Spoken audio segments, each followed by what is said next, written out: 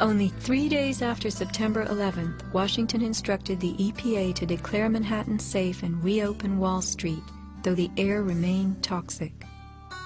A federal judge is blasting the former head of the Environmental Protection Agency for telling New Yorkers it was safe to return to their homes and offices near Ground Zero soon after the 9/11 attacks.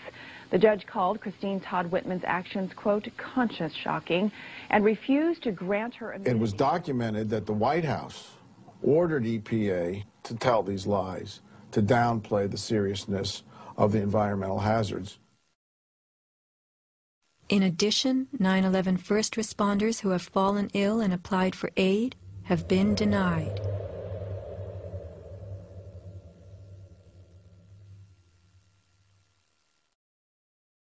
Asbestos plays a part in the myth of why the Twin Towers fell on September 11th. The steel had been sprayed with a lightweight fireproof foam, which, while cheaper, was much less adhesive. The New York Times has reported that the foam fell off easily, and the Port Authority had been fixing and replacing missing sections in the months before September 11th. But even if the fireproofing had been perfectly applied, the impact of the plane crashing into the North Tower was so powerful, it simply blew most of it off, allowing the fire to attack the steel beneath. Once the planes hit, whatever condition it was in before the fact, made no difference because an impact would knock it off and the fire would have devastating effects on the steel. One good smack from a jet plane and the puffs of asbestos are all blown off the steel. Would a few hundred doors slamming do the same thing? Here, the History Channel tells us how, due to poor fireproofing, flames swept through the pockets between floors. As much of the fireproofing had been dislodged on impact, the flames were attacking unprotected steel. When steel is not protected, the strength reduces very fast. When you get to about 1100 degrees Fahrenheit, you lose about half the strength of the steel. The fire inside the towers may have reached temperatures of 2500 degrees Fahrenheit. The New York Times has reported what happened to those steel floor trusses then. The steel did heat up and it became softer and softer, almost like licorice. And eventually, all the steel had been weakened in this zone. 40 years ago, the steel used to build the World Trade Center was certified by Underwriters Laboratories, a global product compliance and public safety guardian. Let's hear a lone voice that spoke out from this enormous company. My name is Kevin Ryan, and I'm formerly a manager at Underwriters Laboratories. I was fired from my job 5 days after sending a letter to a government scientist at the NIST, questioning the report that the NIST had recently released in October of 2004. I wrote this letter because I had serious questions about what I saw in the report. Those questions went back to September of 2001 when UL's CEO came to our location in South Bend.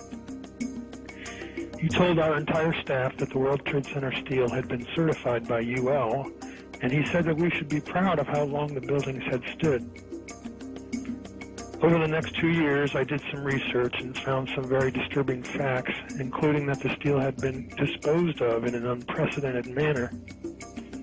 Once I discovered those facts, I sent a written question to UL CEO asking him about these things and what he was doing to protect our reputation as a company. He replied in writing to me that UL did, in fact, test the steel. He talked about the quality of the sample and how well it had performed in the tests. And he said that our company had tested the steel and that it had done beautifully. After that, he asked me to be patient and wait for the NIST report because UL was working closely with them. I saw this report in October of 2004, and in November I sent my letter to NIST asking for clarification. I felt it was an obligation on my part to ask the questions since no one else seemed to care to. After the 1993 bombing, the fireproofing in both buildings was updated considerably. But when you look at the NIST report, you don't see any testing that showed that a 767 would widely dislodge the fireproofing under any impact, let alone so far from the point of impact. So now we've been left with a new theory that is not really a theory at all, but only a collection of vague statements. The NIST report represents what can really only be called anti-science. They started with their conclusions and worked their way back to some leading hypotheses. When the results of the physical tests showed that the temperatures were far too low to soften steel, and that the floors could not have collapsed, and that the fireproofing could not have been widely dislodged, the NIST ignored these results and built a black box computer model that no one can argue with, and that would spit out the right answers. Today, anyone who's conscious enough to know what's happening in the world knows that most government policy is being driven by this false story. Crack down and punish the perpetrators of this attack. This is being seen on Capitol Hill as another Pearl Harbor, as another Pearl Harbor, as another Pearl Harbor. The steel in dragon-like lengths and contortions spoke for itself. Bent, deformed, without cracks. I found it hard to believe that it actually bent because of the size of it and how there's no cracks in the iron. It bent without almost a single crack in it.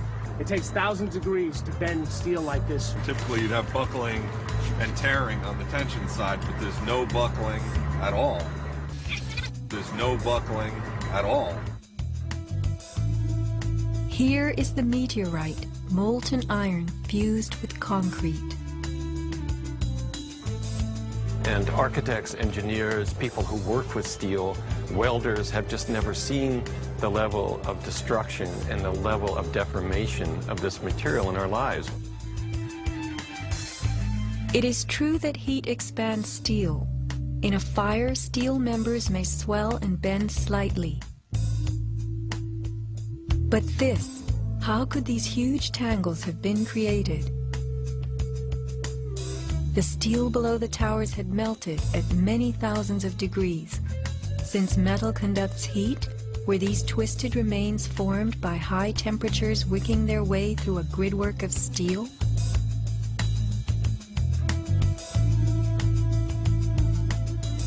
Explosives also deform steel. As they fire, gas pushes outward. The force of the gas can easily bend a large steel column.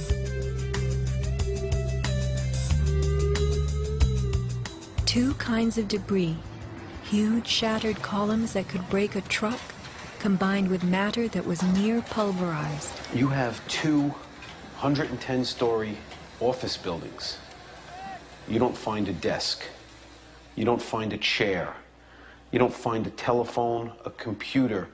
The biggest piece of a telephone I found was half of the keypad, and it was about this big.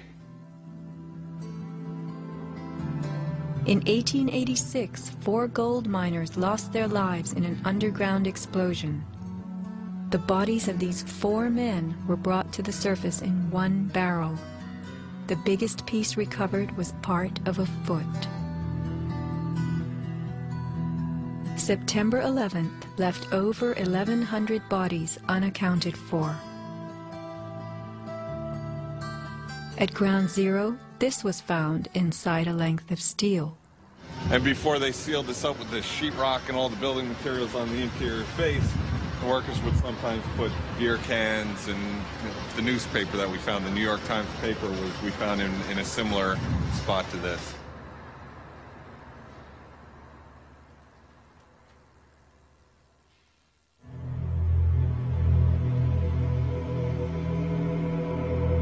Secrets cannot be kept forever. Just as that newspaper from 1969 revealed itself to us decades later, we will someday know the inside of September 11th.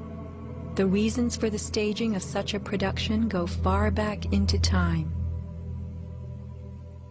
Insurance policies covered nearly everything in the World Trade Center that was destroyed. But what if certain commodities could be removed in the nick of time? Gold and silver held by commercial banks and the COMEX exchange is said to have been stored beneath Ground Zero. This single cache belonging to the Bank of Nova Scotia was unearthed and made public. Was there more, and was it removed, remains a question. As last survivor William Rodriguez climbed the